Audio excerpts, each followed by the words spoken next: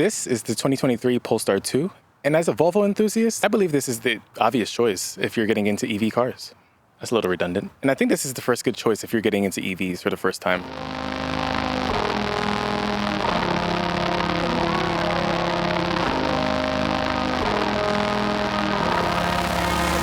Before I even got into Drive One, I went to all over YouTube to see if anybody did a good review on the car. And there's honestly not a lot of videos on this car.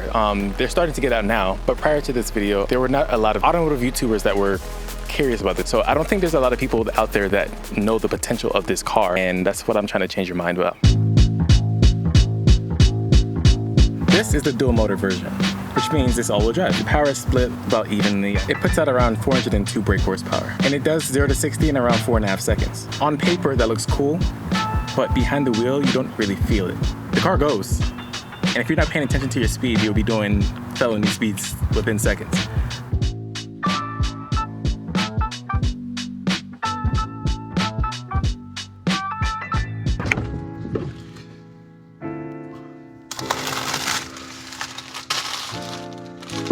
What we got today, Artie?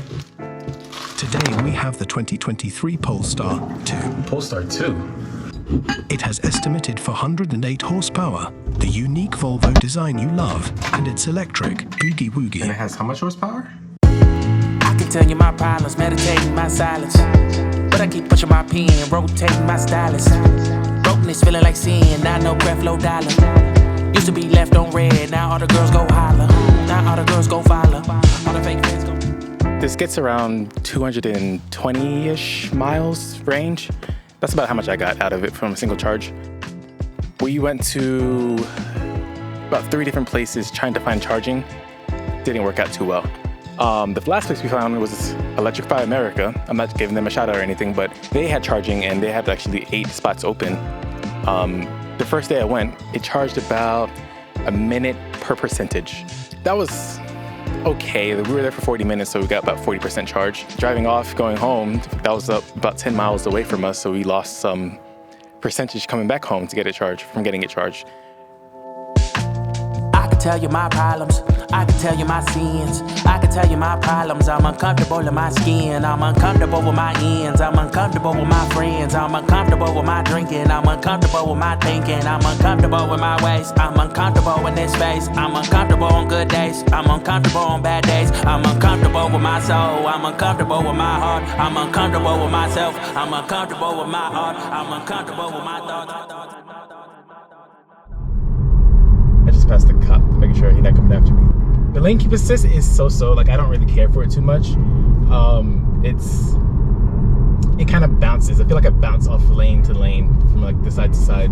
For those of you that use lane keep assist, I don't care for it too much. The car is very quiet. As you guys can hopefully tell, like I don't hear anything. There's a little bit of road bump, like I guess it's resonating. It does sound like an airplane taking off. Me and my girlfriend both came to that conclusion. It does sound like an airplane getting ready to take off. The when the propellers start spinning in the plane, that's how it sounds. It's not too bad. Ooh. So that's me flooring it at 40 miles per hour. That kind of just pushed me back in my seat a little bit, but it sounds like a jet powering down now.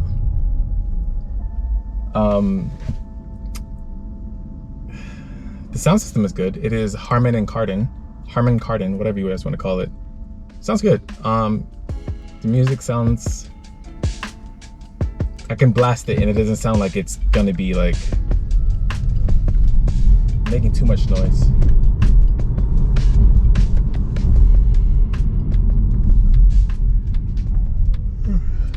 I missed the light, guys.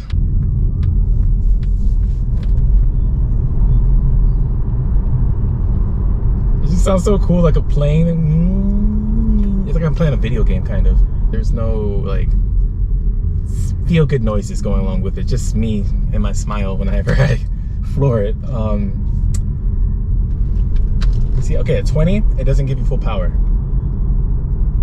See, at 30, I'm gonna get the car a little distance ahead of me. 30, we're at 30 right now. Okay, at 30, near full power boost, whatever you want to call it. Like I step on it, it goes. 20, Doesn't do it too much. And it's so fun because you can step on it for a second, do whatever speed you want to do, and then just get on the brakes. The brakes are good. The brakes bite. They definitely bite. Okay, I drive this both with 1 foot driving and with the regular driving. I prefer the 1 foot driving if I'm in town and stuff. I even use it on the highway. Don't get me wrong. I use it on the highway and everything too. It doesn't bother you, like, and it regenerates power or whatever too. So that's a win-win. Getting off of that, going back to normal, it feels kind of weird.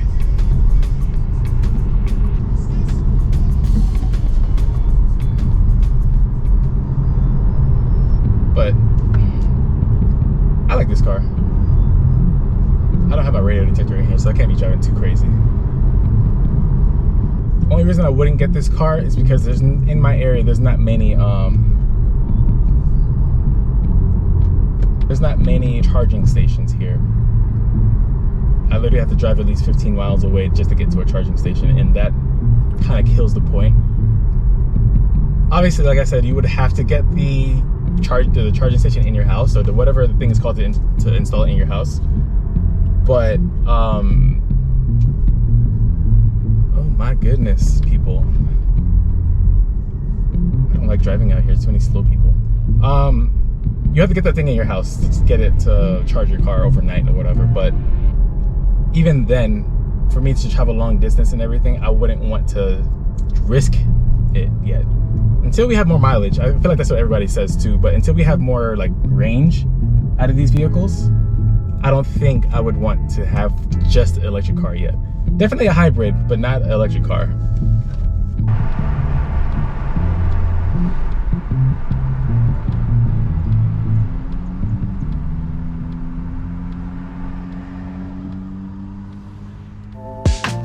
I can tell you my problems, I can tell you my sins, I can tell you my problems. I'm uncomfortable in my skin, I'm uncomfortable with my ends, I'm uncomfortable with my friends, I'm uncomfortable with my drinking, I'm uncomfortable with my drinking. Obviously, if you own an EV vehicle, you will have the little installation in your house to plug it in. We have the house charger to plug it in, but it was going to take 40 hours, I believe, to get it fully charged. And that's more than I had this car for, so that wasn't going to work. I went today to get it charged, and it was doing, what was it? About 1% every 10 minutes. So, and I was about completely empty, 16% left. So 1% for every 10 minutes I was there was not cutting it. Apparently, I guess the machine was broken. So went to another one right on the other side, and that one was doing 149 kilowatts. So that was doing about 2% every minute, give or take.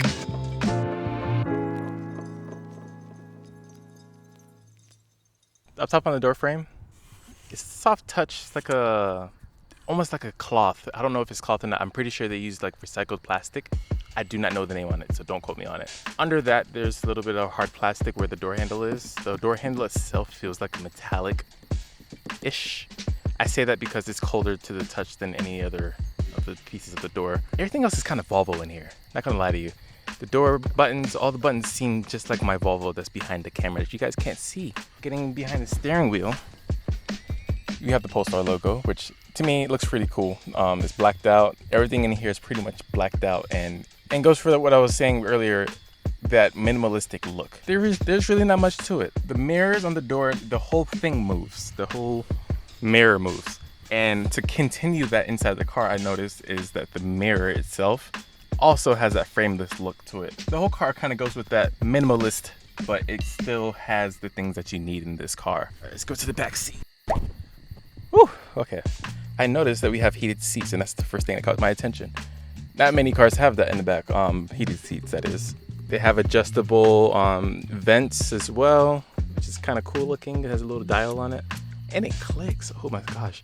That's one thing this car has a lot of, ASMR. ASMR is great. The turn signal, the little clickies. It's like the little things is what matters. The roof is stunning. I have not sat back here until just now. This is my first time sitting back here, and it's really pretty. I really like it. Like, I've never had a full panoramic roof before. However, this one doesn't open, so that's kind of meh.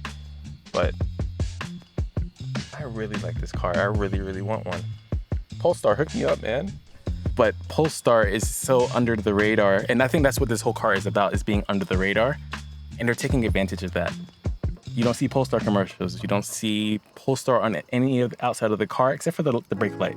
And honestly, it's one of those manufactured by Polestar type of situations. It's not a branding for the car. Only thing you see on this car is the logo, and honestly, if you don't know Volvos, you don't know cars, period, you wouldn't know what it is, and I feel like that's why everybody looks at this. This car is an attention grabber. The interior, like I said, the car is minimalistic. It's not like Tesla where they try to take everything away from you.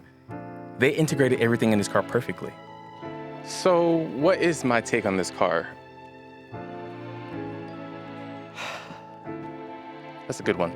The Polestar 2, it's not the fastest car in the world. Don't think it is. It's not the fastest car in the world. It can't even beat the Model X or anything. This is not a powerful car.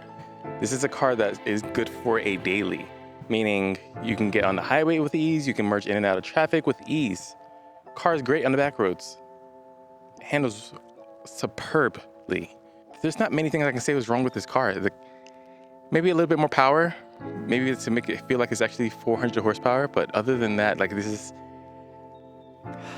such a fantastic car. You just need to go drive one. But this car is available to most people, and most people don't realize that you can get it really cheap to drive for the weekend or whatever. But I definitely recommend driving one to form your own opinion about it. But for me personally, as a Volvo enthusiast, I love this car.